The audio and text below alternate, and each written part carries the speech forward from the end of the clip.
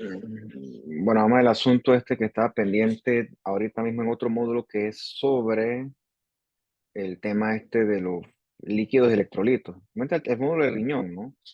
Que es el que habla de este tipo de cosas.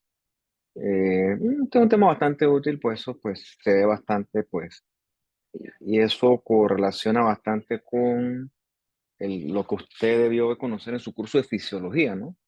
Entonces, pues, creo que es un tema complejo no, pues porque yo voy a tratar de digerírselo para que usted no tenga que sufrir tanto en esto. Esto es complejo, pero se puede poner complejísimo, ¿no? Yo creo que la idea es utilizar la línea del libro, donde los temas son bien simplificados y adecuados a la vida real. Vamos a ver esto, ¿no? Entonces tú conoces tu riñón, yo no te voy a hablar intrínsecamente de la fisiología, pues porque para eso usted dio otro curso anteriormente. Vamos a retomar ciertas funciones del riñón. Usted sabe que el riñón recibe la sangre de la aorta, eso va directamente a las arterias renales, derecha e izquierda, y en el riñón se decide qué hacer con esa sangre, con ese volumen de sangre, mejor dicho, y con esos electrolitos que vienen en la sangre.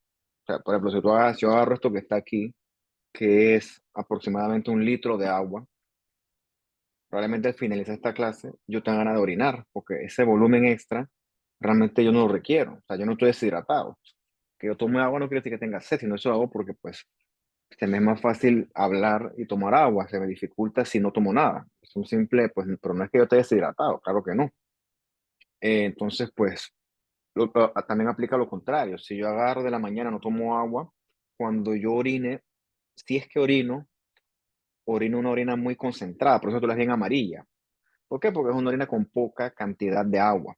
Que tu riñón decide, dependiendo de cómo esté tu cuerpo, botar mucha agua o ahorrar mucha agua. ¿Ok? Eso es un contexto hormonal bien regulado. Obviamente también para eliminar desechos metabólicos, ahorita vamos a hablar de eso también. El riñón elimina sodio o reabsorbe sodio dependiendo de las concentraciones de sodio en tu sangre. Y después veremos también como tal que el equilibrio ácido-base, parte de él, sobre todo la parte pues metabólica, se regula en el riñón. La parte respiratoria se regula es en los pulmones. Entonces también veremos que, bueno, no veremos porque ya lo hemos visto, ¿no? Por ejemplo, cuando hablamos del sistema renina, angiotensina, aldosterona, eso a nivel renal regula la presión arterial y también el volumen sanguíneo. El tema es de la aldosterona y la absorción de agua. Y la vitamina D también se metaboliza en el riñón, es fundamental para el tema este del calcio, ¿no? Y hay una hormona, bueno, hormonas, factores de crecimiento, depende cómo lo quieras ver, para fines prácticos es lo mismo. La eritropoyetina se sintetiza en el riñón y es útil para esto, favorecer la maduración de precursores eritroides para que se liberen eritrocitos maduros hacia la sangre periférica. Eso es útil, por ejemplo, en un paciente con anemia para que él produzca más eritrocitos y tenga más hemoglobina, entonces su riñón libera eritropoyetina y en la médula ósea eso favorece que se liberen más eritrocitos hacia la sangre periférica. Bueno, ¿no? De esa forma generalizada. O sea, el riñón hace esas cosas y las hace bien. Obviamente un riñón sano. Pero si el paciente tiene un riñón que no está funcionando, tú puedes extrapolar todas las consecuencias que pueden ocurrir producto de eso. Sea, el paciente va a tener una sangre metabólicamente alterada, va a haber alteración de fluido, de electrolitos, de desecho, alteración del tema del calcio por el tema de la vitamina D, y como ocurre en el paciente renal crónico, va a tener una anemia porque pues él no produce eritropoyetina adecuadamente. O sea, todas esas cosas de forma simplificada pueden suceder. Bien, como le mencioné anteriormente, el riñón recibe sangre de la de la arteria renal, que es rama de la aorta. Entonces esa sangre llega a ese riñón, el riñón monitoriza el nivel de agua, el nivel de sodio. Vamos a dejarlo solamente en sodio aquí, porque pues hablaremos del potasio en otra clase. ¿Ok? No, no vamos a hablar aquí, vamos solamente a hablar de sodio. Si hay mucho sodio, poco sodio, el riñón lo mide, lo monitoriza y se lo queda para el cuerpo, o sea que lo reabsorbe o lo elimina vía la orina. Lo mismo ocurre con el exceso de agua o de volumen. Entonces, lo que tu cuerpo no requiere, tu riñón lo va a eliminar. sea, pasa todo eso por el complejo sistema de túbulos renales y al final se drena eso o se recolecta el túbulo colector, pasa a la vía urinaria como tal, uréter, vejiga urinaria y después pues eso lo vas a eliminar. Repito, de una forma simplificada, todo eso lo que di que túbulo proximal, lasa de Henle, etcétera, eso es fisiología y yo no voy a entrar en detalle con eso, pues porque yo asumo que usted ya eso lo vio en un curso anterior. Y número dos, eso yo no me lo sé, punto. Lo que yo no me sé, no me lo sé. No me voy a poner a estudiar eso, tengo que estudiar otras cosas.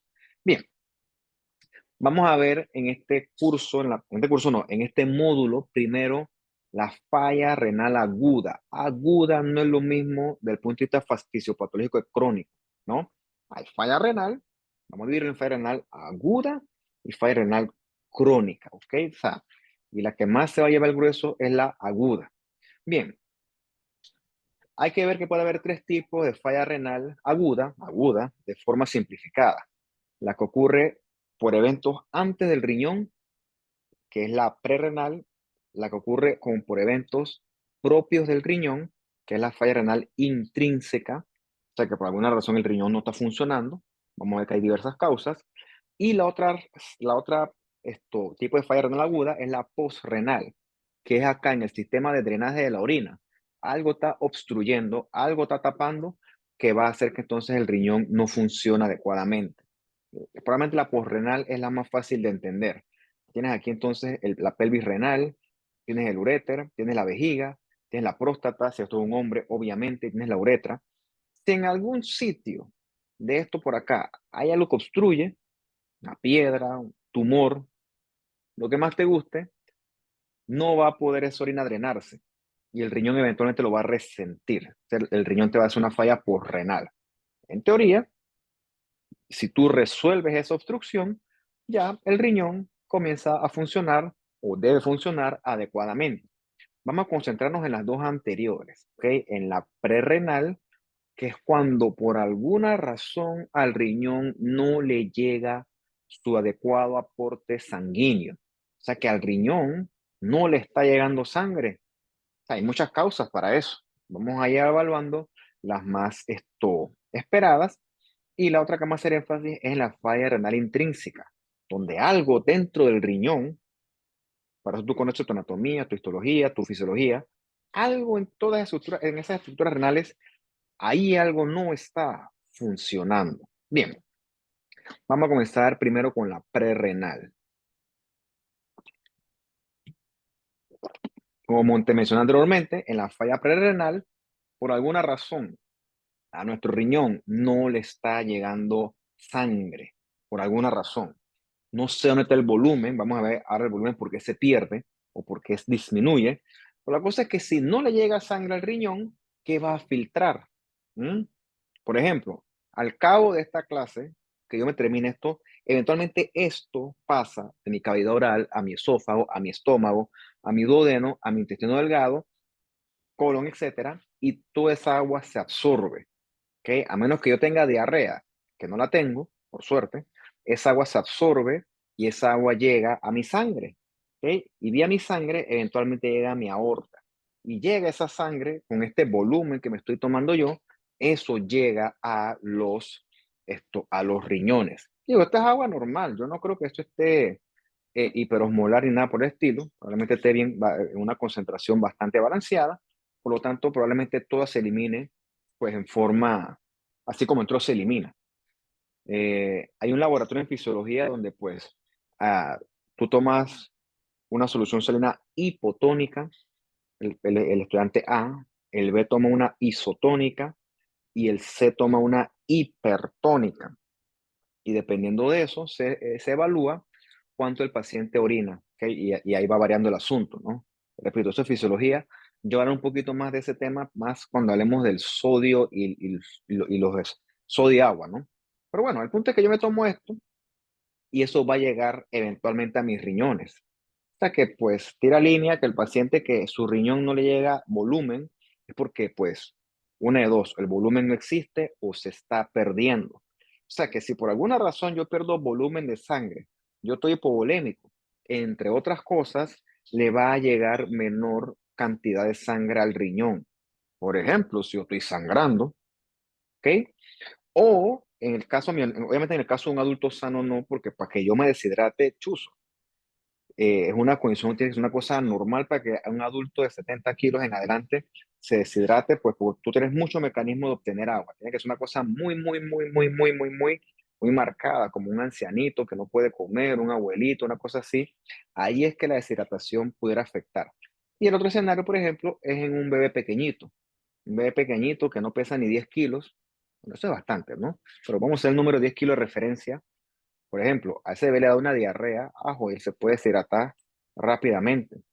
A diferencia de uno, no, a un adulto, bueno, le da una diarrea, pues lo más que puede ser es lo incómodo, pero tú nunca te vas a que deshidratar por una diarrea si tú tienes un buen peso. Pero con un bebé la historia es totalmente diferente.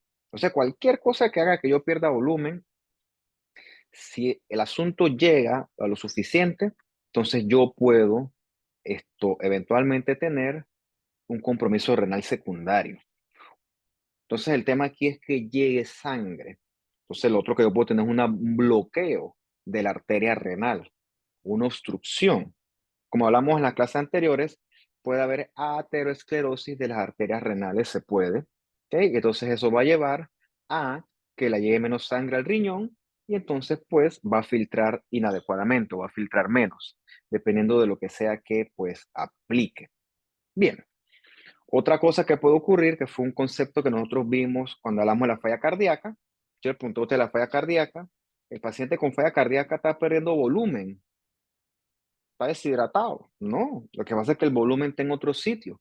El volumen ya sea está en la circulación pulmonar o está en la circulación venosa periférica. El volumen se está perdiendo en otros sitios o se está desviando a otros sitios porque el corazón no está funcionando adecuadamente.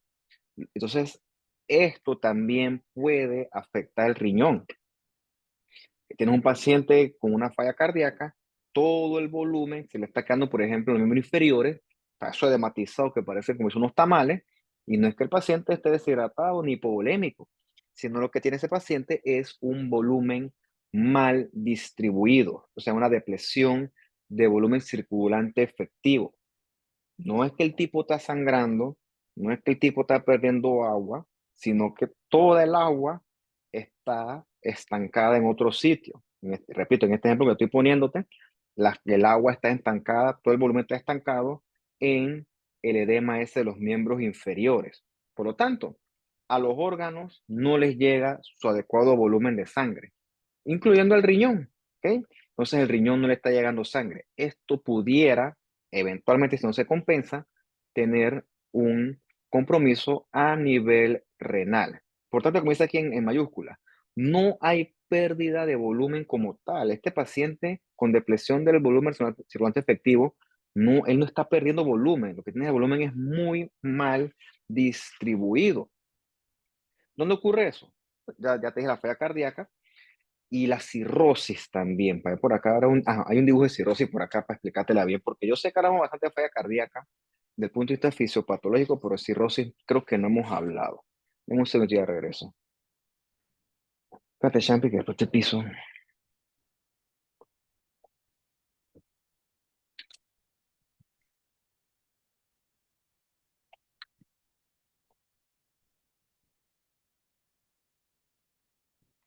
Bien, con respecto a la falla cardíaca, pues es un poco más sencillo el tema porque pues ya creo que eso quedó bastante claro. Si no está claro para usted, lo exhorto a que revise los temas anteriores. Recuerda que el corazón falla, ya sea el izquierdo o el derecho. Lo más común es el corazón izquierdo. Y el tema es que si la sangre no llega al corazón, pues el corazón está fallando, no recibe sangre, entonces la sangre se va a quedar en otros sitios.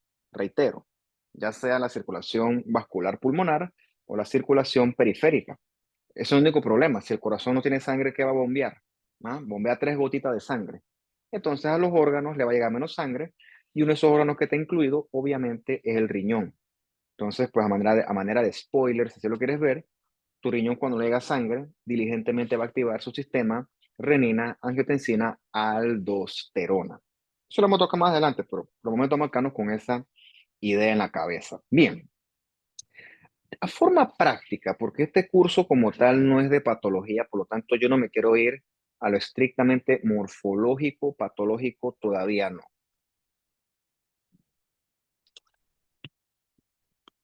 ¿Qué es la cirrosis? Bien, la cirrosis, cuando yo lo pregunto, probablemente la respuesta sea, cirrosis, no me sabes definir qué es, pero me sabes decir que la cirrosis es igual al paciente alcohólico. Y eso es una verdad a medias, es una verdad extrapolada. Entonces, que este término es un término como, qué sé yo, es un término que acusa. Dice, paciente cirrótico, ese man es alcohólico, él se lo ganó. Entonces, pues, eso no está bien porque eso no es eso no funciona así. Bien, tienes el hígado, muchas cosas pueden afectar al hígado, no solamente el alcohol. El hígado puede ser afectado por causas infecciosas. Las hepatitis, que asumo que tú serás un experto por tus cursos de microbiología et al, una intoxicación por venenos o medicamentos, siendo el más reconocido el acetaminofén, pues tener una hepatitis autoinmune, y puede haber causas más raras, tipo cirrosis biliar primaria. O sea, todas estas son causas de lesión hepática aguda. Todas lesionan al hígado. Y el hígado, como tú sí sabes, o debes saber, tiene una buena capacidad de reparación, extraordinaria, siempre y cuando tú quites la causa de fondo. Por ejemplo, yo quito la infección, la trato, yo modulo la hipersensibilidad en la persona autoinmune, retiro el veneno, retiro la acetaminofén. Si tú quitas la causa de lesión, el hígado, dale chance y se va a reparar. Quitas el alcohol, quitas el consumo de alcohol, dale chance al hígado, por así decirlo, deja lo que respire y ese hígado se va a regenerar, ¿ok? De una forma pues extraordinaria. Casi que queda pues 0 kilómetros. Pero bueno, si tú no quitas eso, el hígado, entre tanta inflamación, reparación, lo que va a quedar es prácticamente reemplazado por una gran cicatriz de tejido conectivo fibroso. Una cicatriz en general, pero se llama también fibrosis. Entonces es un hígado que no va a funcionar ya, un hígado que prácticamente es un caucho. ¿Ok? Entonces, pues ya, pues cirrosis es como el estadio final de eso. ¿Ok? Ya prácticamente no hay nada que hacer. Entonces, pues, hay evidencia que sí, que ciertos hígados pueden repararse siempre y cuando le dé chance. No aplica para todos los pacientes, pero bueno, eso se ve con más detalle en el curso de patología como tal. El punto es que tienes este hígado. Recuerda que el hígado tiene que regular las funciones del hígado. El hígado sintetiza muchas cosas, proteínas, almacena glucógeno, sintetiza los factores de coagulación, la gran mayoría, produce la bilis, excreta la bilis, chuzo, qué sé yo, el hígado tiene demasiadas funciones. Todas esas funciones van a estar atenuadas en un hígado cirrótico. Por eso que el paciente con hígado cirrótico, pues, no le va bien, entre otras cosas. Bien, todo lo que tú comes, recordemos antes el ejemplo de cómo sigue el camino, llega a tu intestino delgado y se absorbe vía las venas mesentéricas. ¿Ok? Entonces, toda esa sangre visceral, todo el esófago, todo lo del el estómago y todas las vísceras intestinales, todo eso drena al sistema visceral y eventualmente eso converge hacia este sistema que está acá. Déjame buscar el cursor aquí. Hacia el sistema porta, ese portal vein. ¿Okay? Normalmente esa vena porta lleva la sangre al hígado y el hígado agarra esa sangre y la distribuye. Por ejemplo, agarra las azúcares, las almacena, agarra las proteínas, las convierte en otras cosas y las exporta. Qué sé yo, yo en el hígado como si fuera, por ejemplo, la terminal de Albrook. Llegan los buses llenos de gente, se baja la gente, paga más gente, vuelve y se llena el bus sale, y todo eso ocurre simultánea y prácticamente de forma ininterrumpida. Así me imagino yo el hígado más o menos. Las cosas llegan, se distribuyen, regresan ciertas cosas, se vuelven a redistribuir, otras se almacenan. Todo ocurre, como decía mi profesor de biología, como si fuera una gran fábrica. Pero bueno, yo lo adapté a mi entender y para mí es como si fuera una terminal de transporte, la más grande del cuerpo. Bueno, Eso ocurriría en un hígado sano, pero este hígado que parece un caucho, y literalmente, tú coges los hígados de cirrosis, o sea, tú le metes un hígado, agarras ese hígado y se lo tiras ahí en la cabeza y ¡boom! O sea, eso pega duro. O sea, los hígados son grandes, mientras que eso es grande, eso está todo cauchoso. O sea, es un hígado que, pues, entre otras cosas, no va a recibir sangre adecuadamente. Y si la sangre de la vena porta no drena al hígado, toda esa sangre se queda entonces hacia atrás. O sea, se queda estancada toda esa sangre en el sistema venoso portal. Entonces, esa sangre eventualmente va a hacer que la pobre vena porta, todo el sistema esplácnico, que sería el nombre correcto, maneje mucho volumen. Cuando un vaso maneja mucho volumen, la presión aumenta. Por eso que también aquí ocurre esto que dice aquí, ¿no? Ocurre hipertensión portal. Entonces, cuando un vaso maneja por mucho tiempo mucho volumen, viene una alteración, una fuerza hemodinámica que se llama la presión hidrostática. La presión hidrostática aumenta. La presión hidrostática saca el fluido hacia afuera del el vaso. Como esto ocurre en la circulación portal, la sangre esa, ¿a dónde va? Perdón, la sangre, no, el volumen ese, ¿a dónde va a ir a parar? Bueno, imagínate anatómicamente dónde estamos. Estamos en la barriga, estamos en el abdomen. O sea que toda esa agua de esos vasos portales con aumento de presión, toda esa agua va a venir a parar hacia la cavidad peritoneal. Y cuando se acumula, el paciente va a tener aumento del perímetro abdominal, que va a tener ascitis. Por eso que la ascitis es altamente sugestiva de algún problema con el hígado slash la vena porta. Y entre otras cosas, ¿no? Con el tiempo, si todo el volumen se está quedando en la barriga, en el abdomen, en la cavidad peritoneal, entonces el volumen no va a llegar a los otros órganos. ¿Okay? Parte de esos órganos involucran a nuestro pobre riñón. Entonces el riñón nuevamente, diligentemente, si no le llega sangre, no le llega volumen, entonces él puede comenzar a sufrir producto de esto, ¿no? O sea, cuando esto ocurre, pues cuando el hígado afecta el riñón, ya eso está bien avanzado, por cierto. Solamente que es síndrome patorrenal, eso está bastante avanzado. Pero no importa el contexto clínico aquí. Aquí lo que importa es el contexto estrictamente fisiopatológico, para que veas que una enfermedad hepática, entre otras cosas, eventualmente puede comprometer a los riñones. O sea, y los tipos no tienen nada que ver, están ahí mal puestos. Bien, aquí el problema es el volumen, porque te pones a pensar, el riñón, del punto de vista funcional, está sanito. El riñón aquí no está enfermo. O sea que si en esta falla prerenal tú le restituyes al riñón su perfusión, eventualmente el riñón va a volver a arrancar. Entonces eso es lo bueno. Si tú identificas qué es lo que está afectando al riñón, o mejor dicho, al volumen que le debe llegar al riñón, y tú lo corriges, teóricamente el riñón puede volver a arrancar. Restituyas el volumen, corriges la deshidratación, compensas el corazón, whatever. Lo que sea que sea la causa, si la corriges, puede que el riñón eventualmente vuelva y arranque. Puede que sí. Bien, independientemente, independientemente de la causa, tú sabes que tomando en cuenta las clases anteriores, si a tu riñón no le llega sangre, tu riñón va a pensar que mínimo tú estás sangrando activamente y tu riñón se aferra al agua para poder mantener la presión arterial y el volumen intravascular. Recordemos que eso se logra gracias a la aldosterona, que recapitulando, la aldosterona lo que hace es reabsorber sodio y agua, sodio realmente, y el agua se da por causa secundaria a nivel renal. Eso lo vimos en las clases anteriores. Tomando en cuenta esta máxima del riñón y la aldosterona, entonces vamos a ver qué hallazgos de laboratorio son útiles al momento de evaluar esta falla renal aguda. ¿Ok?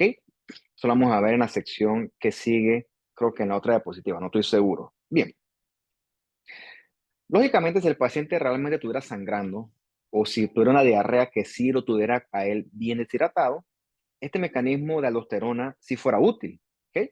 Porque realmente eso está salvando al paciente porque le permite mantener la perfusión renal al corazón y al cerebro, que son los órganos vitales. O sea, esa es la idea del riñón, eso es realmente lo que él quiere hacer.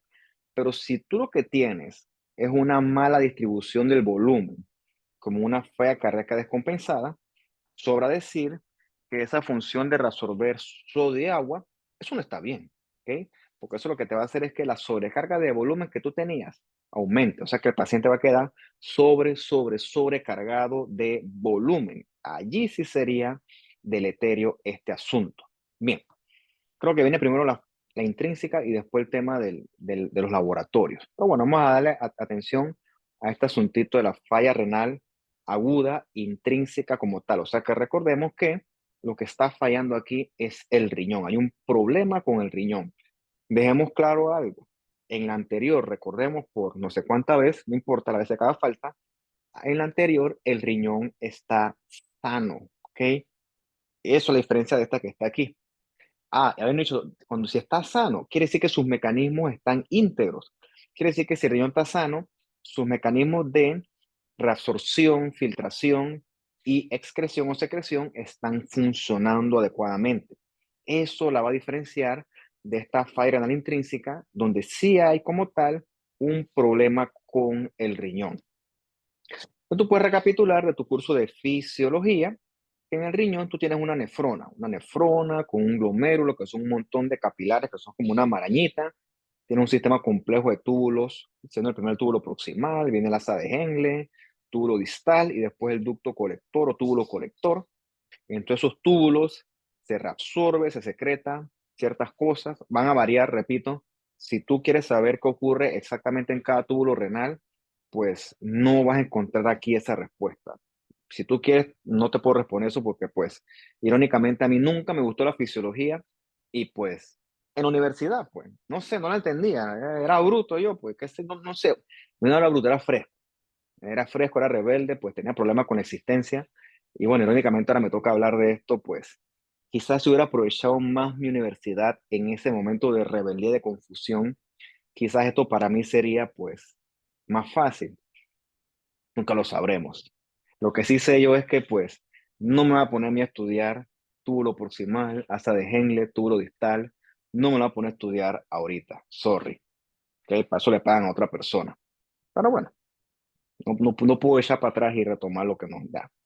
Mal no estoy tampoco. Y bueno, lo importante es que cada riñón tuyo va a tener de 1 a 2 millones de nefronas en una persona sana.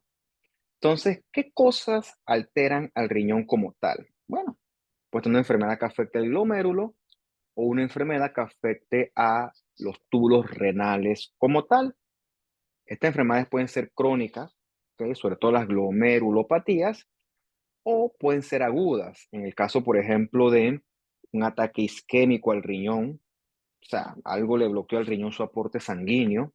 Ahí tuve una autopsia yo recientemente, la del cerebro azul. El paciente tiene bucoisquemia en el riñón. Esa placa está, nunca he visto yo algo así. Jamás yo había visto algo así tan marcado. Lo que se me ocurre a mí es que ese paciente que estaba críticamente enfermo, no le llega sangre al riñón. El tipo está tan chocado, tan hipovolémico, que la sangre no le llega al riñón y sin sangre cualquier órgano se muere. Interesante, eso no tiene nada que ver con construcción. Lo otro es que pues, el paciente se envenene por algún tóxico, algún medicamento. Eso pues puede suceder también. Recuerda que la máxima de la medicina, la diferencia entre un tóxico, un veneno y un medicamento es la dosis. Eso quiere decir que en dosis adecuadas, cosas inocuas como el agua pueden y serán tóxicas, serán peligrosas. Bien, probablemente este parrafito acá arriba haga la diferencia en esta clase. Si tú comparas, esta falla renal intrínseca sí compromete esto al riñón como tal. El riñón sí está golpeado y entonces aquí el sí no va a funcionar adecuadamente. Por lo tanto, vamos a tener resultados de laboratorio que van a distinguir esta falla intrínseca de la falla prerrenal. ¿Ok? ¿Qué ocurre?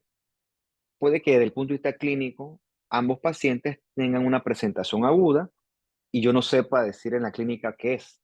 Digo, lo lógico es que preguntar al paciente que, oiga, pero usted toma algún medicamento, etcétera, y que ahí yo tiro línea, no, pero usted sufre alguna enfermedad, sí, yo sufro de lupus, mira, a ver, puede ir por ahí la cosa, pero ponte que yo no tengo esos datos clínicos, entonces yo quedo, esto, ¿qué palabra uso?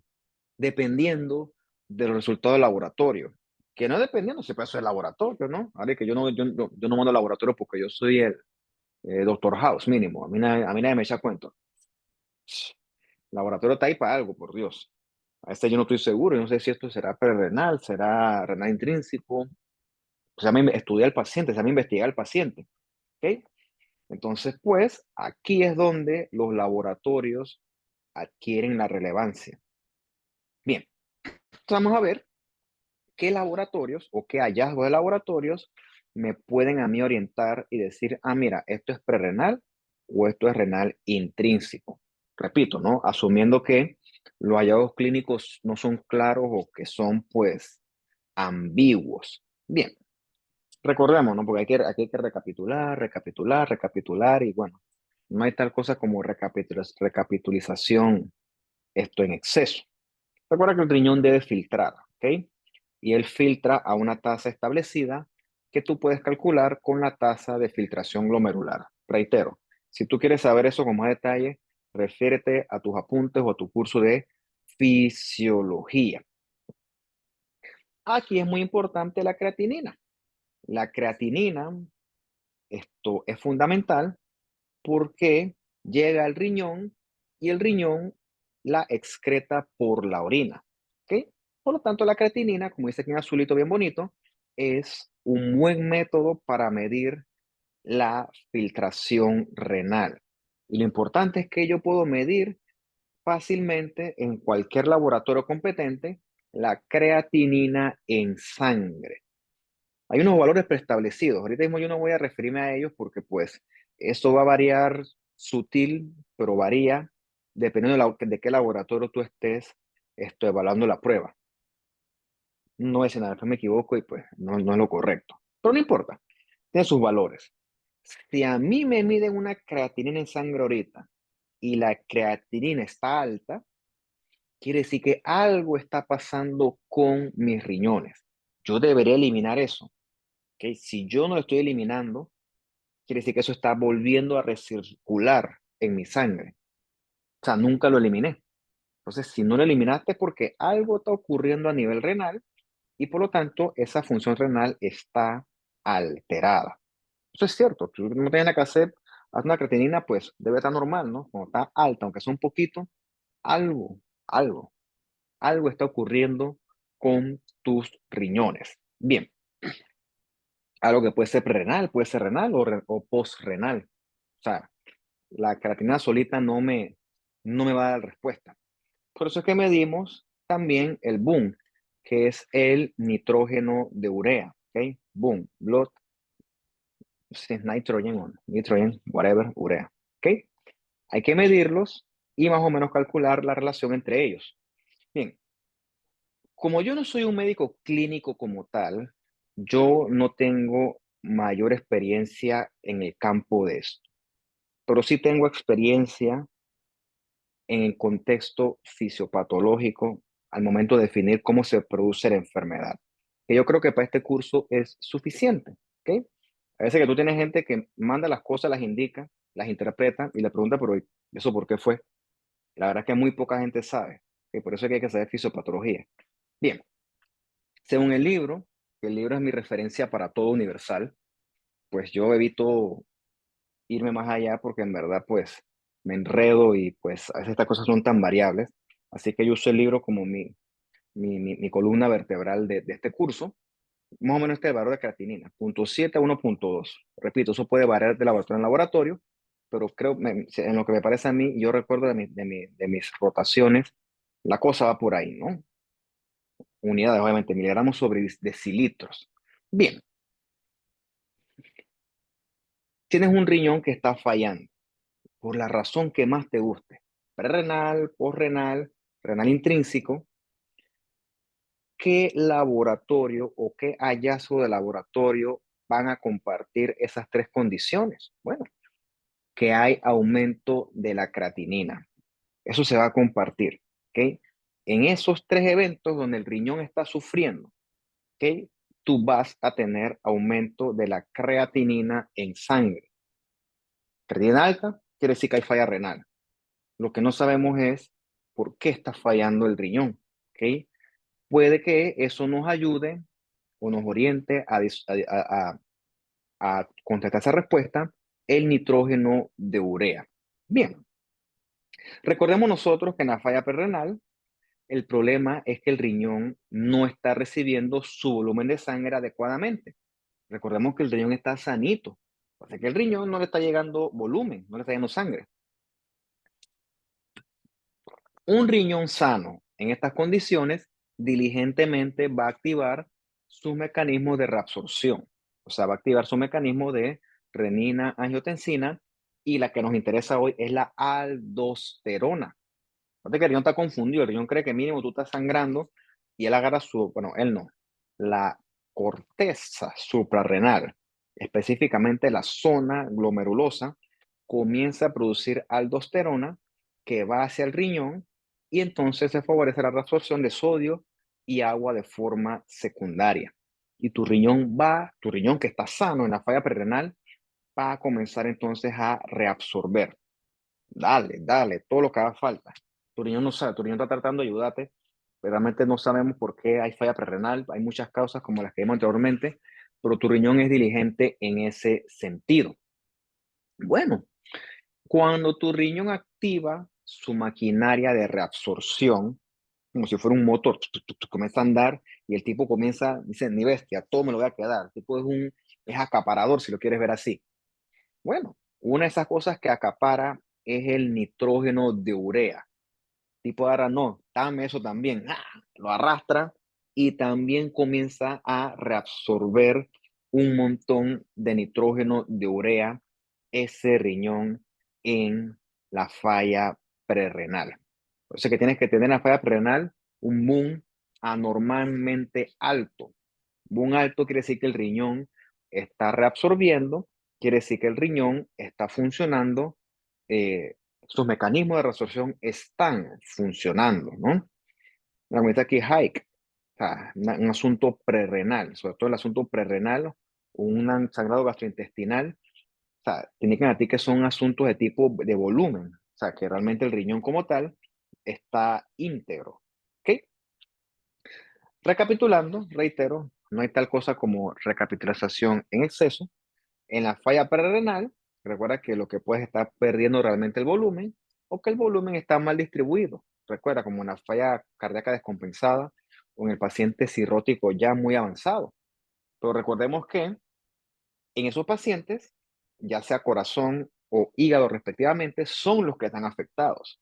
Pero en papel, tus riñones del paciente, en este caso, están íntegros. Por lo tanto, esos riñones diligentemente van a comenzar a absorber lo más que puedan sodio, agua y también se van a aferrar a la reabsorción de nitrógeno de urea. Por eso es que a esa manera tú le mides el boom y el boom está volando. Y como el riñón también está fallando, también está alta la creatinina, pero nunca al nivel tan desproporcionadamente alto que está el boom. Entonces, eso es característico de la falla prerrenal. Un boom volando, súper alto, y una creatinina alta, pero no tanto. O sea, es una relación alta, más de 20-1. Es importante, según el libro, ese número. Entonces, el contexto fisiopatológico de la renal intrínseca es totalmente distinto. Ese paciente con falla renal intrínseca, por la razón que más te guste, un veneno, una intoxicación, una glomerulopatía, en papel su volumen está adecuado, está sanito. Por lo tanto, el riñón no activa sus mecanismos de reabsorción, no metemos a la aldosterona en este juego, por lo tanto, la relación boom-creatinina debe ser menos de 20-1, porque el boom realmente no va a aumentar en sangre, porque ese riñón en falla renal intrínseca no está reabsorbiendo. Y si lo quieres ver así, si él está tronado, no, ni siquiera ni queriendo va a reabsorber. ¿Ok? Si así lo quieres ver, que eso también aplicaría. Bien, como dice aquí, no que me adelanto, porque o sea, como yo mismo verifico tanto esto, pues a veces veo que me adelanto la diapositiva. De cualquier forma, si ese riñón con glomerulonefritis, ese riñón que está con algún tipo de intoxicación, ese riñón que está envenenado, yo no sé, tantas cosas que puede ser. Un riñón que está dañado o con daño intrínseco, como quieras, no va a reabsorber adecuadamente, ¿ok? No lo va a hacer. Él no está capacitado para eso y por lo tanto tú no vas a encontrar ese boom alto. O si lo quieres ver así, de una forma simplificada, un boom alto se traduce en un riñón que puede reabsorber. Y el riñón con daño intrínseco, entre otras cosas, no puede reabsorber. ¿Ok? O tú un boom alto, mira, ese riñón está funcionando, está tratando de hacer esfuerzo. Si el boom no está alto es porque el riñón o no está el paciente deshidratado o el riñón está dañado. ¿Ok? Ya no me puedes meter aquí los dos escenarios, ¿no? Oye, si el tipo está deshidratado y también está con un daño intrínseco, pues hasta allá yo no llego, ¿no? Es una cosa, por eso que se llama principios de fisiopatología. Y esas cosas así científicas, estratosféricas, pues yo se las debo, ¿no? Hasta yo sé hasta dónde llegar, ¿ok? Pero recordemos que entonces en la falla prerrenal, el riñón está sanito, él está tranquilo, ¿ok? Por lo tanto, él tiene la capacidad de activar sus mecanismos de reabsorción y por lo tanto, el boom sí va a estar súper elevado. Entonces, en forma de resumen, falla prerrenal, relación bucatinina mayor de 20 a 1, en la renal intrínseca menor de 20 a 1. Bien, probablemente eso es lo más práctico. Yo asumo que algunos de ustedes ya han pasado, rotaron en algún sitio.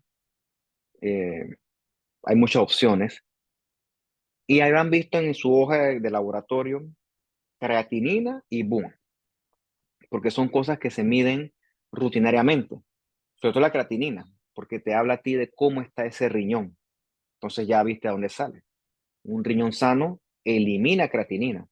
Un riñón golpeado por la razón que más te guste, no elimina creatinina y esta se queda recirculando en la sangre. Por lo tanto, mira, creatinina alta, mira, algo debe estar pasando con el riñón. Y si lo complementas con el boom, puedes extrapolar si lo que está ocurriendo es prerrenal o renal intrínseco. Habiendo dicho eso, no el papel no te va a dar la respuesta 100%. Recuerda, tiene que existir un contexto clínico adecuado aquí que te explique realmente qué es lo que está sucediendo. O sea, de ninguna manera hacemos diagnóstico en base simplemente a un laboratorio aislado. De ninguna manera. Bien, desde el punto de vista fisiopatológico, otra herramienta útil en esto es el sodio urinario. Desde el punto de vista práctico, no, porque realmente hay otras pruebas que son más fáciles de usar e interpretar, pero creo que para el tema de fisiopatología es útil entender el contexto de qué ocurre con el sodio urinario. Bien, vámonos entonces al primer escenario. En la falla prerrenal, recordemos que el problema es la perfusión al riñón, ¿ok? Ya sea una hipovolemia real o una hipovolemia ficticia en el caso de que el volumen está todo mal distribuido. ¿Ok? En el caso que más te guste, el resultado va a ser el mismo, ¿no? Tu riñón va a activar su mecanismo de aldosterona y va entonces a comenzar a reabsorber. ¿Ok? Él está reabsorbiendo. Tú recuerda que el riñón está sano. Reabsorber sobre todo sodio. Entonces, si tú le haces un urinalysis a ese paciente, puedes imaginártelo, qué va a suceder con la orina de ese paciente. Recuerda que dentro de su riñón, a nivel de sus túbulos, el tipo está agarrando todo el sodio y todo el agua y toda se está llevando de vuelta a la sangre. Si todo eso se va de vuelta a la sangre, quiere decir que no se va a la orina. Por lo tanto, vas a tener una orina con poquita agua. Si tú le quitas agua a la orina va a estar bien concentrada, que de hecho eso es lo que ocurre, ¿ok? Pero con una concentración baja de sodio. porque el sodio también lo está reabsorbiendo producto de la aldosterona. Claro, hay que recordar, y eso creo que tú lo sabes mejor que yo, en la orina hay cosas distintas al sodio, hay otras cosas. Entonces, si tú agarras el agua, se la quitas, tu orina va a quedar lleno de todo ese montón de solutos, menos el sodio, porque reitero, el sodio se está reabsorbiendo a nivel renal. ¿Ok? Eso es lo que debería ocurrir, en teoría, en un paciente con una falla prerrenal.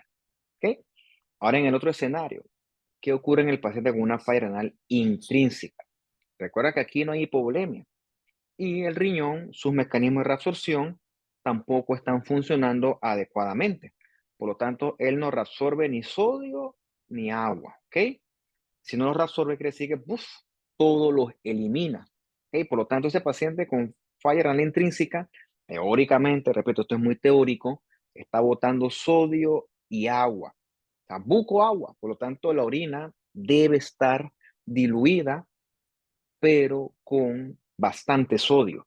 Por lo tanto, en estos dos escenarios, las orinas son distintas, tanto en contexto de agua como en contexto de concentración de sodio. Vamos a ver después en otra clase que no es cantidad de sodio, no es cantidad de potasio, no es cantidad de nada, es concentración, que es la unidad del soluto diluido en el solvente. Bien, como dice aquí, ¿no? Vamos a hacer las preguntas interesantes. Hablando ahora de esta fena, que es otro concepto que tiene su contexto fisiológico, en este caso fisiopatológico, pero repito, en la práctica el asunto pues no es tan útil. Pero lo dejé porque pues trata temas importantes que están ocurriendo con este paciente. Lo iba a borrar, pero me quedé como que, mira, después de esto hice una cosa interesante que yo creo que hay que mencionar. Bien, el riñón en falla prerrenal reabsorbe bien, por lo tanto la orina tiene que estar bien concentrada. Repito, estás agarrando en el riñón todo el agua y la estás reabsorbiendo. Entonces, ¿orinas qué? Tres gotitas hiperconcentradas de el resto de los solutos, ¿ok? O bueno, teóricamente, si tú agarras el riñón y le quitas, perdón, la orina y le quitas todo el agua, así tengas poquito sodio en cantidad absoluta, la concentración de sodio debería ser alta. Recuerda que aquí no importa la cantidad de sodio ni de agua. Aquí lo que importa es la concentración de sodio en esa orina. Esa sería una opción también. ¿Ok? Sí, es cierto, esa es una pregunta perfectamente válida. Sin embargo, en la renal intrínseca, tu orina debería estar diluida, ¿ok? Porque el paciente teóricamente no reabsorbe nada, su riñón no sirve. Bien, esto es una forma muy mecánica de ver esto, porque lo que tenemos que ver es que mientras tu riñón está bajo ataque, hay un montón de mecanismos estos, hormonales que se encargan que no sea esto, o sea, no puedes medir el sodio y ya, no creas que el sodio te va a dar la respuesta, porque aquí en el riñón que está en falla renal, hay un montón de mecanismos rigiendo que se encargan de que esa medición no sea tan específica de esa enfermedad. Primero, tu cuerpo está bajo algún tipo de hipovolemia, la que más te guste, entonces se activa el mecanismo de secreción de aldosterona, que recuerda que la aldosterona, como dice aquí abajito, se encarga de la reabsorción de sodio. Si realmente tú estás deshidratado, entonces se va a secretar otra hormona de acá arriba, de la neurohipófisis o la hipófisis posterior. Esa hormona se llama la ADH, hormona antidiurética, o también le llaman la vasopresina. También le llaman, esa es arginina vasopresina. Yo uso el nombre más corto que es ADH. Bye. La ADH, como dice sus palabras, hormona antidiurética, o sea, no diuresis. O sea que la ADH no va a permitir que tú orines, por lo tanto, ¿cómo logra esto? Aferrándose a el agua, ¿ok? La ADH a nivel renal hace que el riñón se aferre y reabsorba más agua a nivel de los túbulos renales. Entonces, este riñón está bajo influencia de la ADH está reabsorbiendo más agua. Por lo tanto, el sodio urinario no es tan fácil de interpretar. O sea, no es tan útil en ese momento debido a esa influencia tanto de la aldosterona como la ADH, que realmente en ese momento no es práctico medirlo, porque repito, reitero, estos son procesos que están cambiando constante y dinámicamente. Por eso es que es más útil de repente medir esta fena. Lo repito, yo no voy a entrar en eso. Yo lo que quería decirte a ti es que veas el papel hormonal en un riñón que está bajo ataque por una hipovolemia. Aquí participa la aldosterona y también la ADH. ¿Por qué? Porque yo tampoco te voy a poner a hacer este cálculo, ¿no? Va a tener que calcular todo esto para ver, para calcular esa fena. Y eso en verdad en la práctica no es tan útil, ¿ok? Lo que sí es útil, tomando en cuenta estos conceptos, es que en la falla prerrenal, teóricamente, hay un menor volumen, por lo tanto, hay reabsorción activa de sodio a nivel renal, ¿ok? Por lo tanto, ese paciente no debe estar botando tanto sodio por la orina, ¿ok? El sodio se va de todo a la sangre. Por lo tanto, ese paciente debe tener una fena baja, por lo tanto, ¿no? O sea, no te voy a preguntar eso en ningún examen. Lo que quiero que sepas es que el paciente en falla prerrenal reabsorbe sodio. Eso es lo que quiero que sepas. Y si reabsorbe sodio, la concentración de sodio en orina debe ser baja. En contraste, en la renal intrínseca no hay depresión de volumen, el riñón está tronado, está dañado, por lo tanto, ese riñón no reabsorbe sodio adecuadamente, por lo tanto, el sodio se pierde, ¿ok? En teoría por la orina. Por lo tanto, la concentración de sodio urinaria debería ser más alta. Palabras más, palabras menos, eso es lo que les quería expresar. Lo repito, yo nunca usé esto en mi práctica, no me interesa que ustedes lo usen tampoco, simplemente me quiero que sepan qué está ocurriendo con un riñón, que cómo él va a responder frente a una teórica hipovolemia. Y bueno, en resumen, en falla renal, por la razón que más te guste, hay muchas, va a haber aumento de la creatinina, la razón que más te guste. Si el asunto es prerrenal, secundario a un tema con el volumen, se activará el mecanismo de aldosterona y eso va a resolver el sodio, ¿ok? Sodio y agua. Por lo tanto, la orina va a estar bien concentrada, pero gracias a la ADH y compañía, la concentración de sodio urinario debe ser bajita, ¿ok? Recuerda que el cuerpo se está aferrando, ¿ok? Se está aferrando al sodio, ¿ok? Por lo tanto, tu cuerpo no va a permitir que el sodio se pierda por la orina, ¿ok? Lo mismo ocurre con el boom. Un riñón reabsorbiendo va a reabsorber lo que pueda y sin querer queriendo se va el boom en esa colada. Por eso es que el tipo con falla prerrenal va a tener el boom altísimo también, que va a tener boom altísimo y la creatinina no tan alta. Por lo tanto, la relación creatinina-boom, boom-creatinina va a ser mayor de 20 a 1. En la falla renal intrínseca, entonces sí hay un problema con el riñón como tal. ¿Ok? Fíjate que el riñón es como si fuera un filtro, ¿no? Por ejemplo, tú agarras, qué sé yo, en tu casa, imagínate, agarras un colador, vas a limpiar el arroz, pones el arroz en el colador y le echas eso agua para limpiarlo, ¿no? El agua sucia tiene que bajar por los huequitos del colador, ¿ok? No el arroz tiene que quedarse arriba. Pero si tu colador está defectuoso, ¿ok? El arroz todo se va a ir, ¿ok? Se va a ir y se va a ir por el sumidero.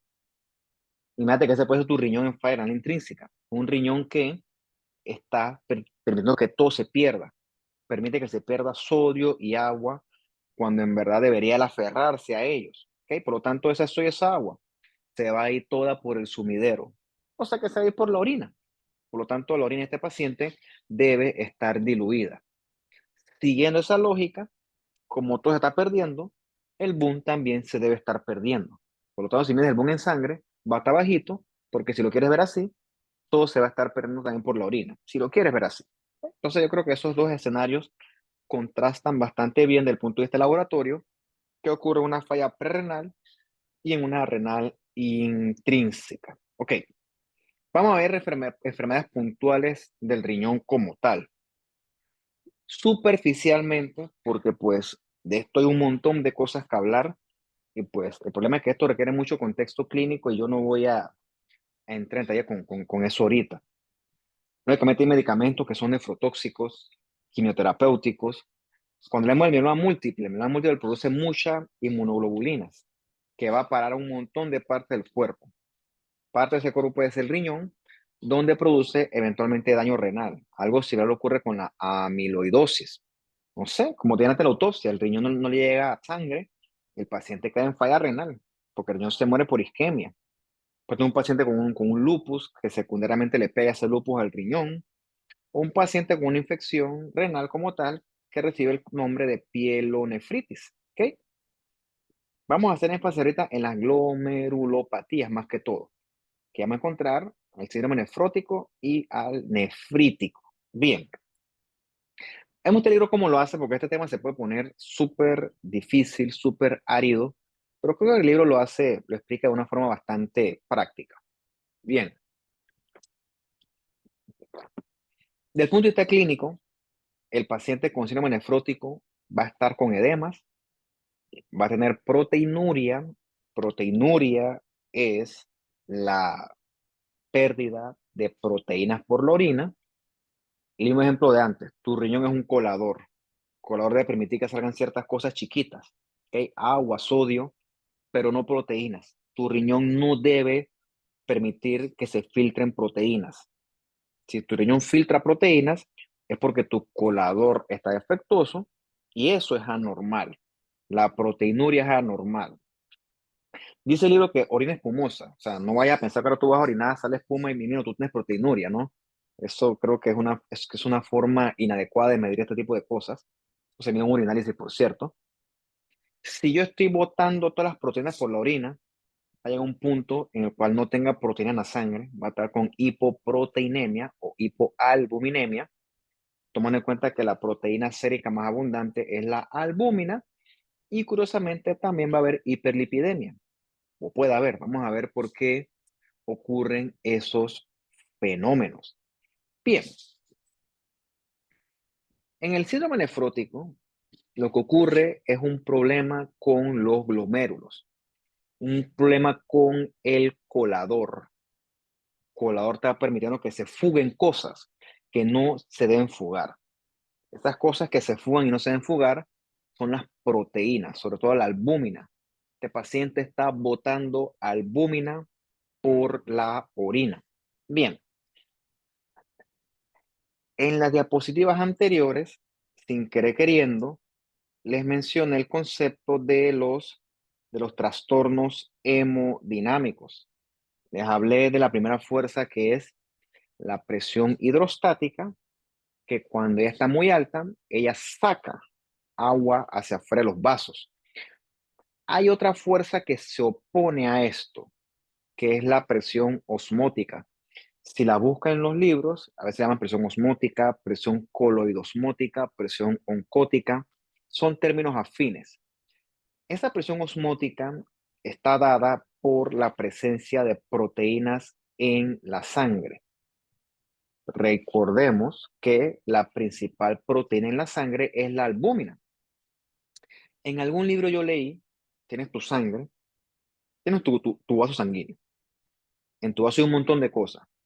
Hay eritrocitos, hay leucocitos, hay plaquetas y hay plasma, ¿no? Y también hay proteínas.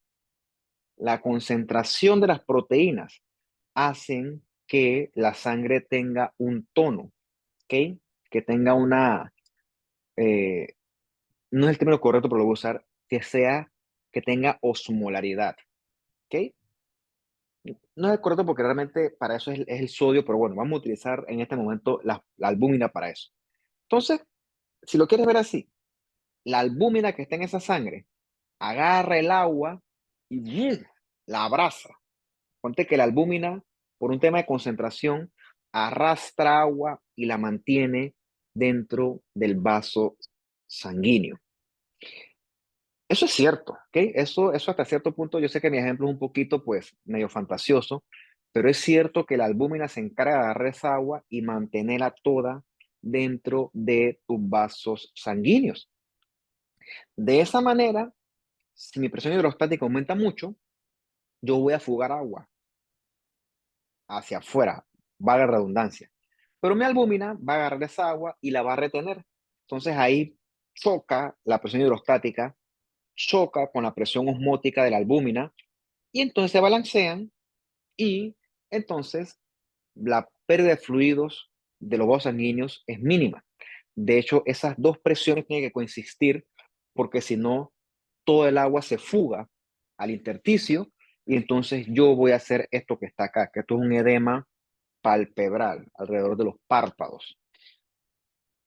Eso se llama trastornos hemodinámicos. Bien, volvamos entonces al paciente con el síndrome nefrótico. El tipo está perdiendo albúmina por la orina, porque el riñón no sirve, porque tiene algún tipo de glomerulopatía. No tengo proteínas, mi sangre no tiene albúmina. Por lo tanto, ¿quién va a retener el agua dentro del vaso sanguíneo? Nadie. Por lo tanto, el agua se sale del vaso sanguíneo, sale al intersticio y se acumula y forma edemas. ¿Qué es esto que está acá? El paciente de los ojitos, que eso es, en los pacientes pediátricos es más acentuado, tiene los ojitos hinchados, ¿ok? Porque está fugando líquido, ese vaso sanguíneo, secundario a la hipoalbuminemia. Se está fugando ese líquido hacia el intersticio. ¿Cómo corrijo eso? Restituyendo la albúmina en la sangre. Che, pero el problema es que si yo restituyo la albúmina, se vuelve a perder por el riñón. Entonces realmente lo tengo que corregir el riñón. Si no corriges el riñón, no vas a poder corregir este asuntito de acá. Bien, recordemos el hígado. ¿Quién produce la albúmina? El hígado. ¿Okay? El hígado en este momento va a tratar de compensar esa pérdida o esa disminución de albúmina en la sangre. ¿Okay? Recuerda que todo está fugando por la orina. Entonces el tipo se pone como que chuzo. Hay que aumentar la albúmina y va a comenzar como si fuera una fábrica. Y entonces la albúmina él la va a comenzar a producir para compensar esto. De forma secundaria, cuando él produce esto, esta albúmina, también produce lípidos. Por eso es que el paciente teóricamente puede estar con hiperlipidemia. Entonces, repito, esto es un mecanismo compensatorio que funcionaría si no fuera porque el riñón abajo nos está saboteando todo. O sea que tienes que ver por qué hay síndrome nefrótico. Aquí hay unos ejemplos, ¿no? El más común, que no sé por qué está de último, es la nefropatía diabética. Gente diabético, uff, te hace de todo. Y entre otras cosas que te hace compromiso a nivel renal. Si tú no compensas esto, el asunto se va a poner complicado. Puedes tener una membranosa, una glomerulosclerosis, una enfermedad de cambios mínimos. La que sea que tengas, si no la compensas y no la corriges, el paciente, pues, la solución no es fabricar albúmina. La solución es evitar que la albúmina se pierda a través del riñón. Bien, esto contrasta con el síndrome nefrítico, ¿ok? Nefritis, itis, ese subtítulo o ese apellido, mejor dicho, involucra inflamación. La persona con síndrome nefrítico va a estar hipertensa y sobre todo va a tener hematuria, porque la orina filtra ahora eritrocitos, filtra sangre, como lo ves acá, ¿no? Está tan golpeado, está tan nefritis, está tan itis, el glomérulo, que filtra eritrocitos que se pierden por la orina. Por eso el paciente va a estar con hematuria y también, no es lo más marcado, pero va a tener grados variables de proteinuria. Aquí sí es, por ejemplo, una nefritis lúpica, secundaria a una cuestión autoinmune, una nefritis infecciosa, por ejemplo, o en el contexto de una inflamación sistémica que está pues muy marcada. Entonces, esa inflamación del glomérulo va a llevar a que el riñón no filtra adecuadamente, el paciente va a poner hipertenso y repito, está fugando orina por la sangre por la orina, mejor dicho. Por lo tanto, va a haber grados variables de hematuria. No es que va a estar roja la orina como si fuera esto, sangre full, así, que sangre como cuando tú haces las punciones venosas, tampoco así, sino lo que dicen los libros y lo que se ve, bueno, yo nunca he visto eso por cierto, es que la orina está como si fuera un té o café. O sea, de chocolate a negro. Hace urinálisis y eso está lleno de eritrocitos. El síndrome nefrítico se ve en el ejemplo que yo les mencionaba en clases anteriores, en el contexto de esa glomerulonefritis postinfecciosa. También se ven los pacientes con lupus, te dije ya, amiloidosis, diabetes, etcétera. Mientras uno corrija la causa de fondo, el paciente va a seguir hematúrico y también hipertenso. En un adulto, pues eso no me llama tanto la atención, pero en un niño, pues sí hay que estudiarlo. En un niño, sobre todo, sé esto, por causa pues, infecciosa secundaria a el Streptococcus epiógenes por lo general. No es el único, pero ese es el agente etiológico más estadísticamente más común. Bien, y el último tipo de falla renal es la postrenal. ¿Ok? Recuerda que esta va a tener sitio en los sitios de drenaje de la orina, uréter, vejiga, uretra, o en los hombres, próstata.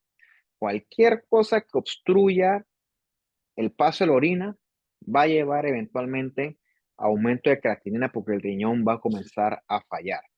Sobra decir que esta es mucho más sintomática. Esta duele, esta es muy molesta y esta la puedes detectar a través de estudios de imágenes. O sea, esta probablemente es clínicamente más evidente que, por ejemplo, las anteriores que pues son un poco más complejas de estudiar.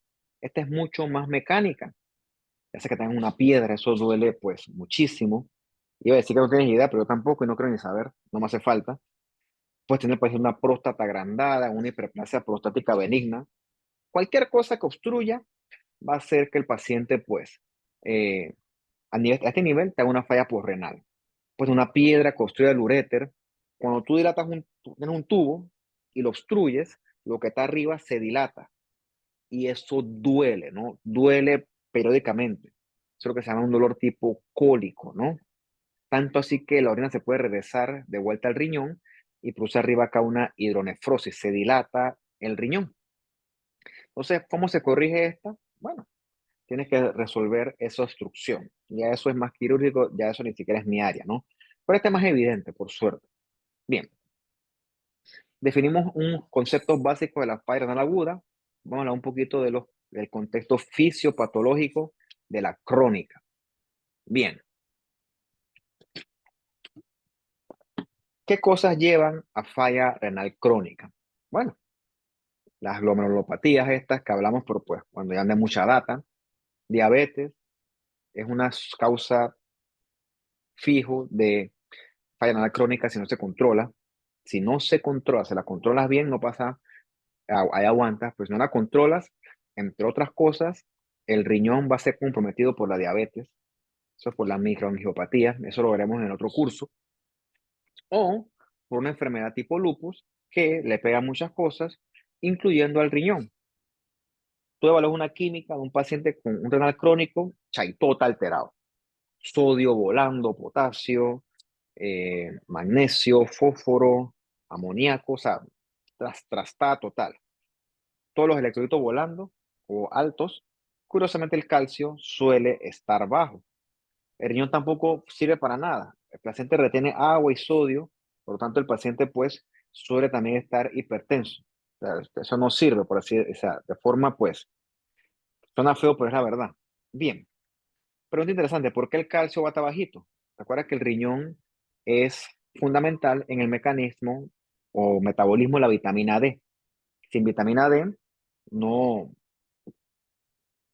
sea, en el renal crónico la vitamina D no se activa. ¿Ok? Sin vitamina D yo no reabsorbo sodio a nivel de la dieta, por lo tanto, perdón, calcio a nivel de la dieta, por lo tanto mi calcio va a estar bajito. ¿Ok? Reitero, riñón produce vitamina D, la vitamina D es necesaria para la absorción de calcio en la dieta, por lo tanto, sin vitamina D no reabsorbo nada de calcio, por lo tanto, este paciente, entre otras cosas, va a estar hipocalcémico, entre otras. Bien, no sé si eso lo en histología, yo lo estoy dando aquí recientemente, en otro grupo, con tu cuerpo el calcio disminuye, tu cuerpo tiene mecanismos para subir el calcio. Esos mecanismos se dan acá arriba, en las glándulas paratiroides, que lo que hacen es secretar paratormona o PTH o hormona paratiroidea, que es lo mismo, ¿Qué hace esa paratormona? Esa paratormona se va entonces a el hueso. En el hueso, la paratormona estimula a tus osteoblastos, aunque sinteticen dos proteínas, una que se llama MCSF, que es un factor de crecimiento de macrófagos monocitos, y la otra es el RANK-L. RANK-L no me acuerdo qué es, receptor no sé qué, capa, algo, búscalo después, RANK-L se llama así. Estas dos proteínas estimulan a la formación de osteoclastos. Entonces los osteoclastos agarran el hueso y lo comienzan literalmente a comérselo. Cuando tú comes hueso, no es que coman, degradan hueso, se libera la hidroxiapatita de calcio, ¿ok? Se libera calcio a la sangre. Entonces, teóricamente, la función de ese calcio que se libera es para compensar esa hipocalcemia del paciente secundario a su falla renal crónica de base. Como esto aquí no se va a corregir porque aquí el problema es el riñón, el paciente va a tener unas glándulas paratiroides hiperactivas, ¿ok? Le mides el PTH en sangre, va a estar alto, ¿ok? Ese paciente va a tener un hiperparatiroidismo secundario, ¿ok? Su paratiroide está bien, lo que pasa es que está hiperfuncional debido a la estimulación sostenida de los niveles bajos de calcio en la sangre. Por lo tanto, va a haber este hiperparatiroidismo secundario en el paciente renal crónico. Bien, mira, ya lo dije, me adelanté. Como te dije, tienes entonces aquí la PTH. La PTH estimula al osteoblasto para que produzca ese RANK-L y el factor de crecimiento de monocitos, macrófagos, y se sintetizan entonces los osteoclastos. El osteoclasto comienza literalmente a comerse todo el hueso. A veces que se pone peligroso el asunto y nos vamos entonces hacia una osteodistrofia renal. El paciente entonces tiene huesos muy desgastados, muy degradados, ¿ok? Huesos anormales. Tipo puede estar más débil, de dolor óseo, puede tener fracturas, el niño puede retar el crecimiento. Serán anomalías esqueléticas o anomalías del hueso en relación con esto, falla renal crónica. Bien, recordamos hace 1 hora y 13 minutos exactamente que comencé yo a hablar, se lleva poco tiempo, el riñón produce la eritropoyetina. Si el riñón no funciona, no produce eritropoyetina, por lo tanto, no se va a estimular a la médula ósea a que libere estos eritrocitos maduros, por lo tanto, también hay una anemia descrita en el paciente renal crónico, reitero, secundario a una secreción inadecuada de eritropoyetina. Y digo, ¿no? Lo otro que lleva al paciente a diálisis, la que más le corresponda, es que el riñón, como no secreta desechos metabólicos, todos estos desechos metabólicos, todos se quedan recirculando en la sangre, ¿ok? Y producto de eso el paciente va a tener un montón de alteraciones neurológicas, gastrointestinales, sistémicas. El paciente va a estar intoxicado, producto de un riñón que no funciona adecuadamente. Entonces, que mandó la diálisis. ¿La diálisis qué hace? Saca toda la sangre, la filtra en una máquina y se la regresa. La tira línea, todo eso que pues hay que hacer por estos pacientes que están con un riñón que no sirve. Realmente la diálisis no resuelve nada. Por eso es que la diálisis es como, qué sé yo, 2 a 3 veces por semana. Realmente ese paciente, lo que sí le representa una solución real es el trasplante como tal. No, ya nada más te extrapola cuánta plata se gasta en un paciente renal crónico por semana. Te lo dejo de tarea a ti. Pero bueno, así la gente odia la caja del Seguro Social, es una porquería, no sirven, quémenla, bótenla por la basura. Yo creo que eso para renal crónico, sin la institución pública, ya sean asegurados o ya sean MINSA, Santo Tomás, ¿qué harían? Voy a preguntar cuánto cuesta una diálisis en la privada, 3 veces por semana. Y no es que el país sale 0 kilómetros, sale ahí, que queda golpeado. Pero bueno, eso es más para que quede para tu reflexión. Si tú apoyas a que se abole el sistema público, pues tira línea, ¿no? Yo no voy a, tampoco yo quiero ser ahora un vocero de la institución, de ninguna manera, pero yo creo que hay que ser justos y razonables. Bien, vamos a otro tema que está hablando del riñón.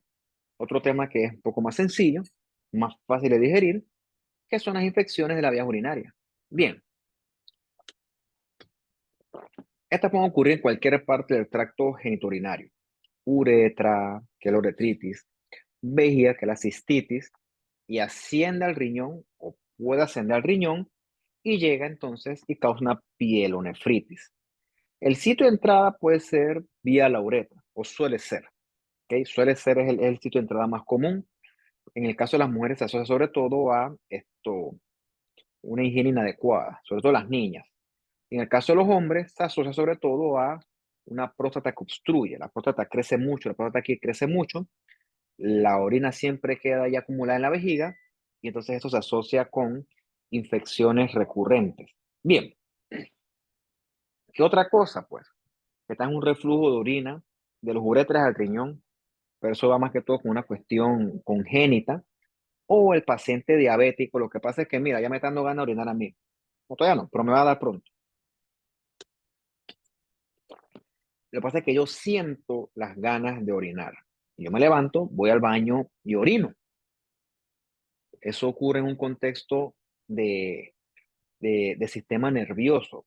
El sistema nervioso parasimpático me lo indica.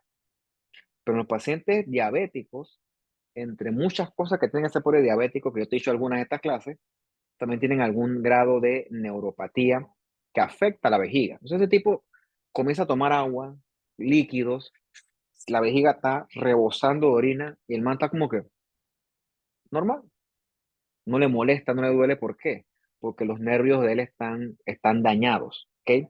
Cuando el paciente la vejiga de él se queda sobredrenada de orina y él no va al baño por mucho tiempo y esa vejiga ya acumulada es caldo de cultivo para microorganismos. O sea, hace el reflujo vesicoureteral y infecciones de vías urinarias con bastante frecuencia.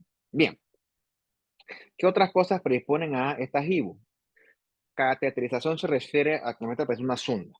Metes una sonda, es un cuerpo extraño, eso siempre va a llevar a infección de la vía urinaria, una próstata agrandada en el escenario, algún tumor que obstruya, y lo mismo con el embarazo obstruye la vejiga, y eso mecánicamente va a hacer que la paciente, no es paciente, que la persona embarazada tenga que ir mucho al baño, ¿ok?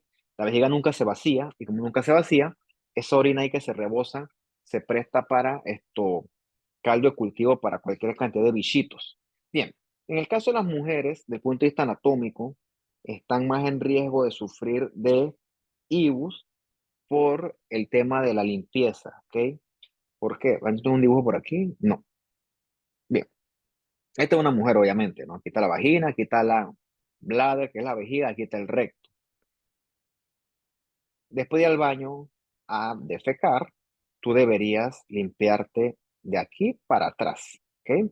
Porque si tú limpias de aquí para adelante, todas estas bacterias, que aquí son unas E. coli, diligentemente, está bonito el dibujo. Si tú te limpias de atrás para adelante, ves cómo arrastras todas las bacterias hacia acá, hacia la uretra. ¿Ok? Por un tema anatómico, es fácil para las bacterias llegar a esa área y entonces, pues, esto, infectar allí.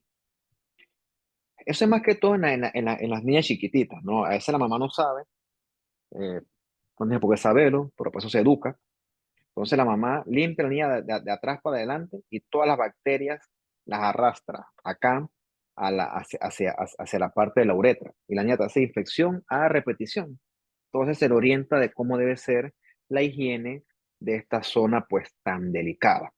En los hombres pues obviamente no funciona ese asunto por un tema anatómico obvio. Bien, esto que está acá a la derecha son unos neutrófilos. Asumo que tú eres un experto en identificar células. Asumo, no lo sé. Y estos neutrofilitos están llenos en el citoplasma de ellos de estas bolitas, ¿no? Esos coquitos, diplococos. Eso es lo clásico de una paciente con gonorrea. El paciente te dice una historia que, bueno, yo estaba ayer en una fiesta y conocí a una fulana, un fulano, yo no sé en estos momentos que pues somos open minds en este tipo de cosas, así que pues yo juez no soy para decir quién es correcto y quién es incorrecto. La cosa es que el señor fulano se levantó hoy con una goma terrible y el tipo fue a orinar y cuando fue a orinar, ¡chuc! Hasta que saltó, ¿ok? No aguantó, le pegó un ardor a la hora de orinar. Algo está pasando, ¿no? Se bañó, no sé qué, gana de nuevo y cuando frena, ¡tac! De nuevo, ¿no? Y bueno, tiene dos opciones. O te quedas con eso o vas al médico. Y bueno, vas al médico, ¿no? El médico te examina, te pregunta y tú dices, ah, sí, pues sí, es que ayer fue una fiesta, no sé qué, y pasó esto, lo otro, y conocí a una persona y nos acostamos. Y te decía el médico, después meterte un café porque pues esto se cura, por otras cosas no. Lo que puede hacer es apretarte la uretra del pene y sale secreción. La secreción la pone en un portaobjeto. La sanitización de Gran. Ah, por favor, sobre todo eso en un consultorio mínimo. Yo estoy hablando de un mundo ideal, ¿no? Pero yo sé que eso no funciona así. La sanitización de Gran, históricamente es algo así, ¿no? O bueno, o te paso la secreción a ti montada, al laboratorio se la paso montada en el portaobjeto y ustedes la arman allá, en microbiología, y si estamos en lo correcto, deberíamos ver algo así. Y ya, se le regaña al paciente, se le da su antibiótico y para adelante. Ya, no pasa nada. El problema es que no haga esto, entonces pues este asunto lo siga transmitiendo y eso eventualmente va a haber otras consecuencias mucho más catastróficas hasta cierto punto que no veremos hoy, lo veremos cuando hablemos de las enfermedades del sistema reproductor femenino. Tienen mucha relación las ITS con infertilidad y embarazo ectópico. Eso está bien descrito, ¿ok? Salpingitis, entre otras cosas. Pero no voy a ver eso hoy porque eso sería extrapolarme mucho del tema. Cistitis porque los bichos ascienden a la vejiga. Eso irrita mucho la vejiga. La persona va al baño, ponía tres gotitas, se sienta, tiene que ir al baño de nuevo. O sea, como en una hora fuiste al baño como, qué sé yo, 5 o 6 veces. Eso habla de que está irritada la vejiga, ¿ok? Y otro que hay mucha disuria. Disuria es ardor para orinar. Y cuando el asunto asciende hasta los riñones, pues ahí se da de fiebre, ¿no? Cuando hay plonefritis, el asunto es mucho más, desde el punto de vista clínico, es mucho más, la clínica es mucho más sistémica, lo que iba a decir, con fiebre, con dolor, con malestar general, ya este es más de cuidado.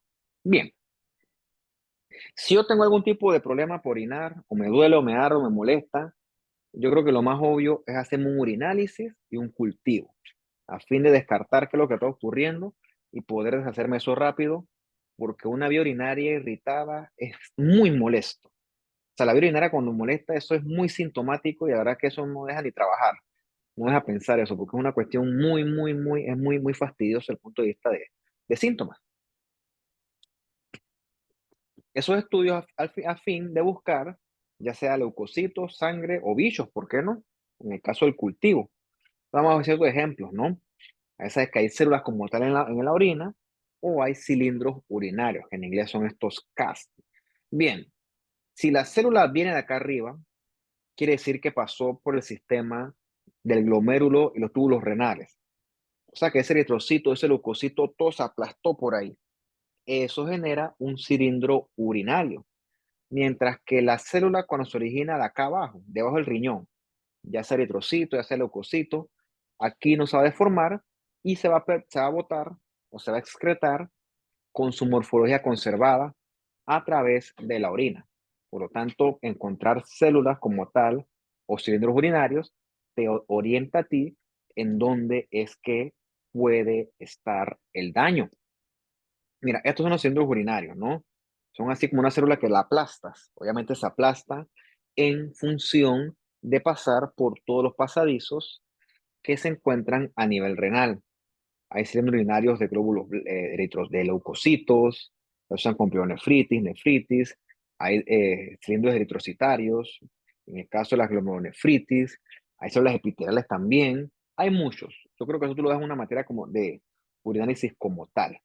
Recuerda que si esta célula pasa por el riñón, se aplasta, se deforma y la vas a ver con estas morfologías a través del microscopio. Cuando tú ves una célula deformada en una orina, quiere decir que esa célula viene del riñón. Mientras que si la morfología está conservada, quiere decir que el origen de la célula, ya sea epitelial, ya sea cuestión leucocito o ya sea un eritrocito, viene de debajo del riñón. Por ejemplo, ves aquí estos eritrocitos, están todos aplastados, todos cuadrados. Estos son cilindros eritrocitarios. O sea, esto orienta a una enfermedad renal como tal, ¿ok? Una glomerulonefritis, qué sé yo, en el contexto de un síndrome nefrítico. Mientras que si está entero el eritrocito con su morfología conservada, el asunto viene de abajo, del uréter, de la vejiga, como no, un cáncer que esté sangrando, ¿no? Eso también es una opción siempre. Si el cilindro, pues, tienes proteínas y células, pues eso te indica a ti que, repito, el asunto está arriba, ¿no? Eso indica que el asunto está arriba en el riñón.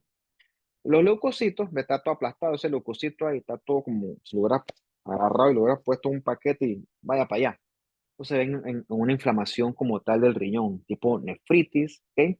Mientras que si el leucocito está entero, como este que está acá, que es un neutrófilo perfectamente completo, eso vino de abajo. En este caso viene de la uretra, por ejemplo, o puede venir de la vejiga. La cosa es que viene de debajo del riñón. Entonces eso es útil desde el punto de vista morfológico, identificar en qué región anatómica vino esta célula. Bien. Con respecto a las neoplasias del tracto urinario, aquí no hablaba mucha cosa, pues porque eso se ve en el curso de patología si llego, pero ahora no logro llegar porque eso pues se extiende mucho. Yo le voy a mencionar las neoplasias más comunes de las regiones de aquí. En el riñón, la neoplasia más común es el carcinoma de células renales de células claras, que casualmente es el que está acá. Estas fotos son reales, por cierto. Y lo que es real de esta foto, esta clase es vieja. Por lo tanto, me di cuenta que no pude ni siquiera yo hacer una buena foto. Estamos dando una foto así. Mira tú, aquí está la tabla toda espantosa. Acá hay una guía. Acá hay un pedazo de un pincel. Acá hay un papelito. Acá hay una tijera. Qué poco profesional, te voy a decir la verdad, ¿no? Ahora no, y ahora yo agarro mis cortes, lo hago bonito, les paso un trapito, les pongo una reglita. Pero bueno, whatever. Todo esto del tumor, por cierto. Tumor espantoso, o sea, es decir, porque no está fijado, está crudo. Probablemente esto amarillo sea necrosis. Esto acá, esos tumores que hacen buconecrosis. Y a pesar de que las células claras es el tipo renal más común de tumor maligno, no creas que por ser común el tipo es indolente. El tipo es malo, ¿ok? Tumor que hace metástasis, pero metástasis a toda mecha, a toda potencia. Yo he visto metástasis de células claras, metástasis, a ver, he visto metástasis a genital femenino, o sea, endometrio, a hueso, a cerebro. Creo que una vez vi metástasis de riñón a piel. O sea, es un tumor que se porta violento, ¿ok? Con respecto a la vejiga, el tumor más común es el carcinoma urotelial papilar. No recuerdo si de bajo grado o de alto grado, pero bueno, ambos son hermanitos, así que pues no se diferencian mucho. Ese tumor suele sangrar y el paciente lo que tiene es hematuria por lo general. De ahí nace el estudio de él, ¿no? Entonces, pues hasta ahí, porque pues tuviéramos que hablar otras cosas y pues no vamos a entrar en ese detalle de la clase de hoy. Creo que esta es la última, listo, pues. Entonces usted ve con calma esto, o sea, buco de tiempo, o sea, 1 hora y media está heavy. Así que bueno, en lo que a mí respecta tienen bastante que estudiar y repasar. Esperemos que el asunto este mejore pronto para que entonces pues podamos comenzar con nuestra otra dinámica. Y bueno, si tienen preguntas, dudas, comentarios, pues yo estoy abierto. Si no entienden nada, pues no puedo hacer nada tampoco. Pero bueno, ustedes me dirán, ¿no? Ustedes con calma se organizan y ven su asunto como puedan. Entonces después nos vemos y bueno, cualquier cosa me avisa.